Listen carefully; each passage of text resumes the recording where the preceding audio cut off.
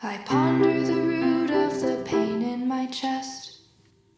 I ponder whether I think that I know me best. I'd be fonder of the body I live in if it didn't always beg me to rest. I'd be fonder of the world that I live in if it didn't feel so much like a test.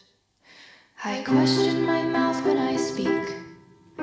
I wonder if everything's bleak. I try to breathe deep as I try to interrogate my favorite day of the week, as I try to determine which feelings are new and which ones are antique. And I finally take a step back to see what I've done with my time, but I only see scribbles. I only see scribbles. I only see scribbles. And none of it rhymes. In the drawers of my mind, everything's crumbling. Feels like I'm diamonds of mountains I've hiked. Do I wanna be kind? My brain always grumbling. Or do I just wanna be liked? For everything I choose to say, 100 more are on their way. For everything that's on its way, 1,000 more for another day. I'll sort through the layers, but they tend to collapse at my touch. I'll sort through the rubble, surely there can't be too much. I have the tools to dig. I've learned to breathe the dirt. I can't be bothered to come up for air on days when I don't care if breathing hurts. Smothered by my own stare, always watching. Mothered by an instinct to care. Surrounded by dots that beg to be connected. 2 points can be connected with the right line. I'll try to get to the bottom of just one pair, and then I'll be surprised when I get stuck there. Surrounded by dots that beg to be connected. Till the dots disappear and they move and they fill up my eyes. I'll over-explain till it all seems till I have to lie down with only myself to advise, filling any silence with words. When I finally take a step back, when I take a step to see what I've done with my time, I only see scribbles. I only see scribbles. I only see scribbles. I only see scribbles. I only see scribbles. And none of it rhymes.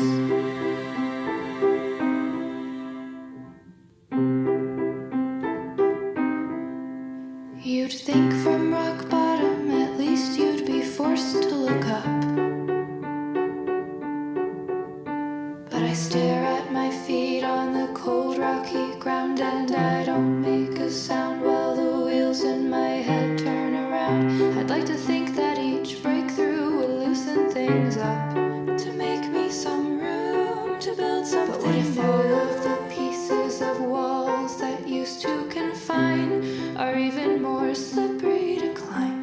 I finally take a step back to see what I've done with my time, but I only see scribbles. I only see scribbles. I only see scribbles. I only see scribbles. I only see scribbles. And none of it rhymes. I only see scribbles. I only see scribbles. I only see scribbles. I only see scribbles. I only see scribbles. But I can force it to rhyme.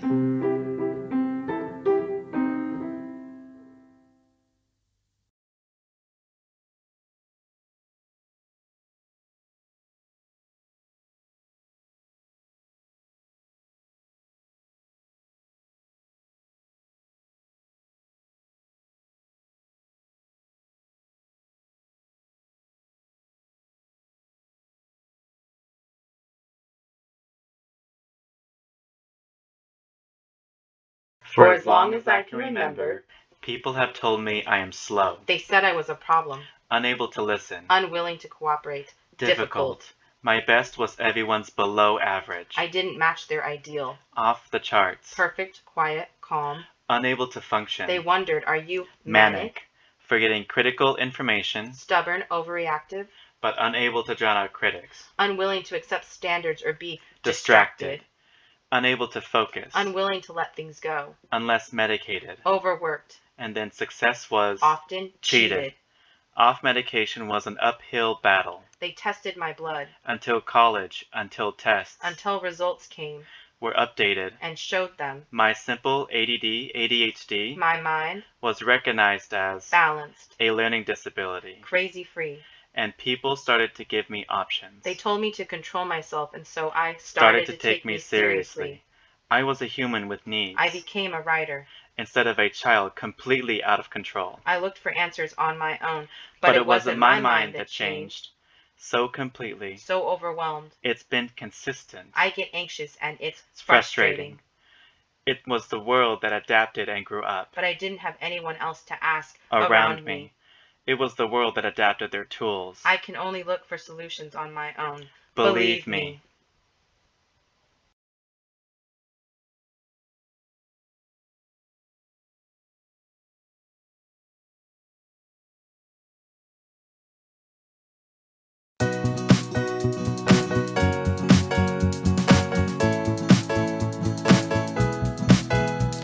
Existing is a party and I wanna go home. I'm sorry, Miley, but you'll never hear a hell no. I've been standing in the corner so long, eyeing the snacks, but I'm already gone. This party won't end, everyone's saying the Jewish goodbye. So now I have to pretend like I'm having a good time.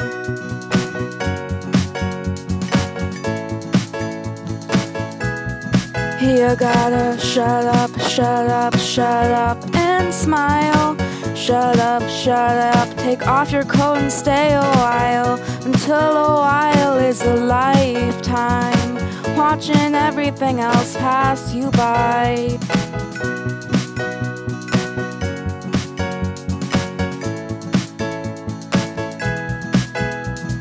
All my red cups are empty, and I don't know what's left of me. I was brought into this party, told it would be fun, but the whole time I've been waiting for it to be done.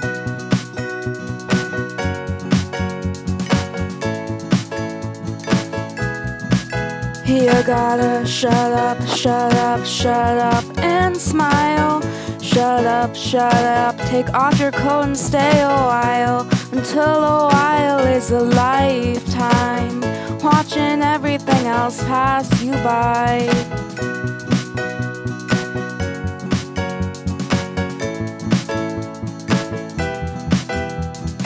I never asked for an invitation, I never got a +1 or an RSVP. But there must be some sort of complication, 'cause now everything's coming down on me, and all of the banners are telling me I shouldn't be here. But it's bad manners to leave early, so I'm still here.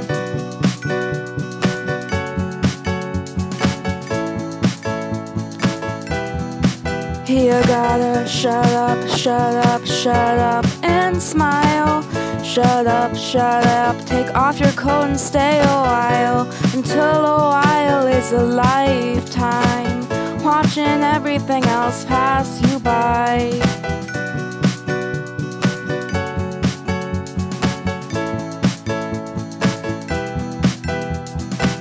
But when the party's over, I don't wanna make you clean up.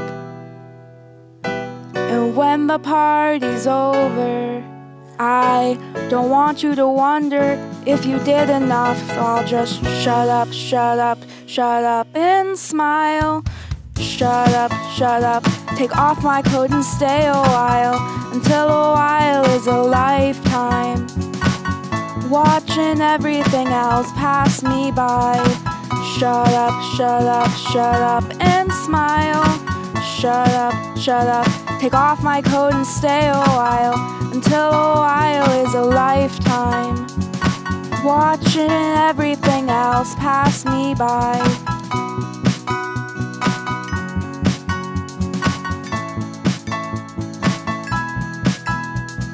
Existing is a party and I wanna go home.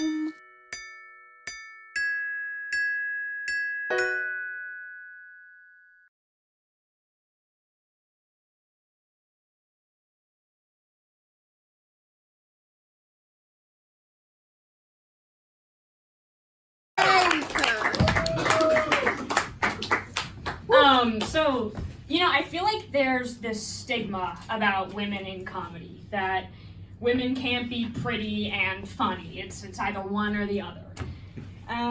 Well, I'm just gonna prove to you guys today that women can, in fact, be neither of those things. No, I'm just kidding. Obviously, I'm gorgeous. No, but actually, your first thought when I got up here was probably that I was a lost child coming to page their parents. I'm 20 now, but I've always been used to being, or at least looking like the youngest person in the room. I'm the youngest child in my family, so I've grown pretty accustomed to being treated like a baby. So accustomed, in fact, that sometimes it throws me off when people don't treat me like one. You have to understand, I can barely go up for communion at church without being asked my age. And another thing that just sometimes confuses the hell out of me is catcalling. Half the time, I don't know if they want to sleep with me or swaddle me. So my first day in London, actually, I was walking down the street, and this guy rolled down his car window, and he was like, "Hey, baby," and I was like, "Oh, no, young adult, actually." Common mistake, though, common mistake.